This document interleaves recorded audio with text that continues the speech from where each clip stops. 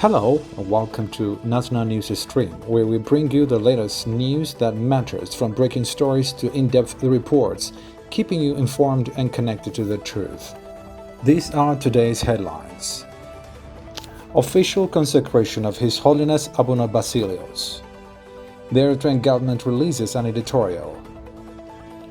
Turkish Airlines aircraft survives crash, makes emergency landing at Entebbe airport. DRC cuts diplomatic ties with Rwanda over violence. 70 killed in attack on hospital as Sudan war escalates. At least 20 Nigerian soldiers killed in attack on remote army base.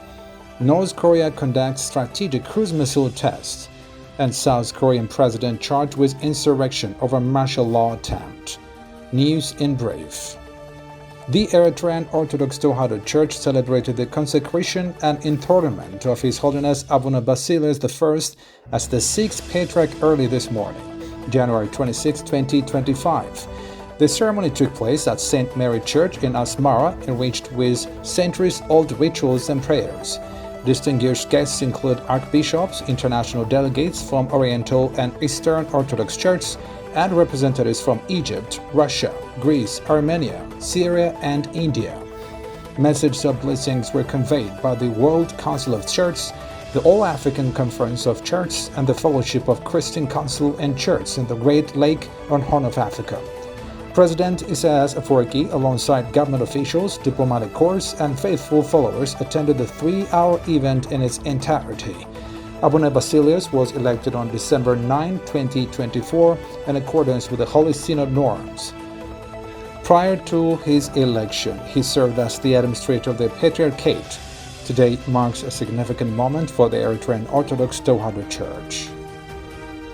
The Eritrean government released an editorial denouncing a surge of misinformation campaigns. Referring to as the Eri influenza season, the government alleged intensified efforts to tarnish Eritrea's image during May, June, and September. This month coincide with Eritrea's Independence Day celebrations in commemoration of its revolutionary struggle. The editorial criticized recent reports, including one by Haaretz, accusing Eritrea of collaborating with Iran via Azerbaijani ships. It dismissed the claims as fabrications by intelligence agencies aiming to mislead the global community and disrupt Eritrea's development and stability. Eritrea emphasized its unwavering stance on justice and peace, underlining its commitment to regional stability and interfaith harmony. The government reiterated that such campaigns would not erode the nation's resilience or unity. A Turkish Airlines flight narrowly avoided disaster today after making an emergency landing at Entebbe International Airport, Uganda. Flight TK612 with 259 passengers and crew on board departed for Istanbul at 7:14 a.m. local time but returned after circling Ugandan airspace for over 3 hours. This precautionary measure reduced fuel to save landing weight. Uganda Civil Aviation Authority spokesperson Vianney Lugaya confirmed that all passengers were safely disembarked. He explained that such measures align with the standard safety protocols of the aviation industry. While the exact reason for the emergency landing remains undisclosed, the incident underscores the importance of safety measures in ensuring passenger welfare. Investigations are expected to provide further clarity. The Democratic Republic of the Congo, or DRC, has severed diplomatic ties with Rwanda amid escalating violence involving the M23 armed groups. The United Nations Security Council has called for an emergency meeting to address the situation, which threatens regional stability. The 3-year-old M23 rebellion has intensified this month, with the rebels advancing toward Goma, the capital of North Kivu province. The DRC and the UN have accused Rwanda of supporting M23 with the troops and weapons, allegations Rwanda denies. The conflict has forced thousands to flee their homes as government forces battle to protect the region. As the situation worsens, international intervention remains crucial to prevent a broader conflict. The UN warns that failure to address the crisis could lead to devastating regional consequences. Around 70 people lost their lives in a tragic attack on the Saudi teaching maternal hospital in Al-Fashir, Sudan. Local officials blame the incident on the Rapid Support Forces as the ongoing civil war between the RSF and Sudanese military intensifies. The World Health Organization condemned the attack as a violation of international law, while Saudi Arabia called for accountability.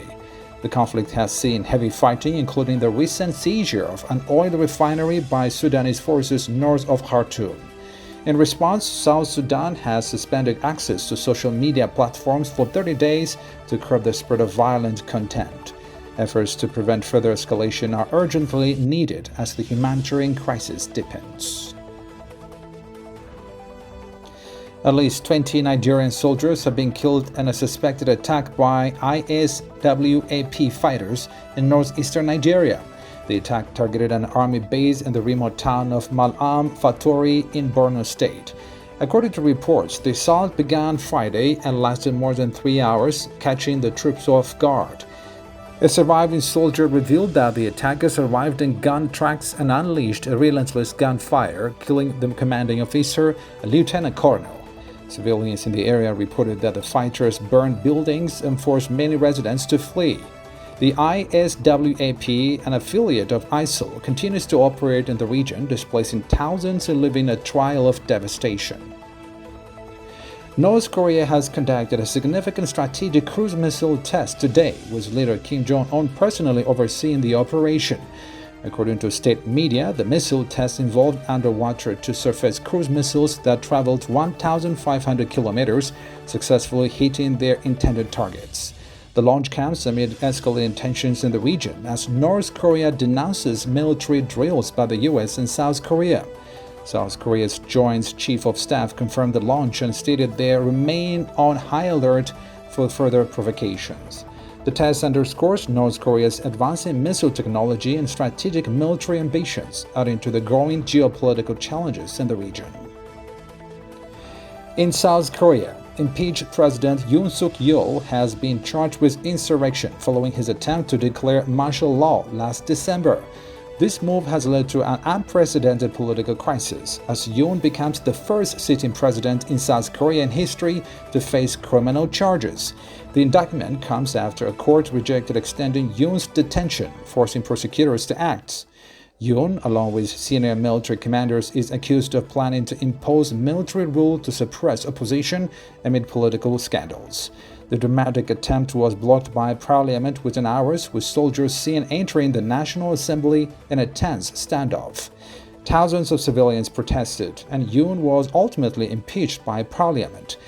The Constitutional Court is now deliberating whether to formally dismiss or reinstate him as president. Well, that's all the news for today. Thank you for watching Not Now News Stream. Don't forget to like, share, and subscribe for more updates. Goodbye.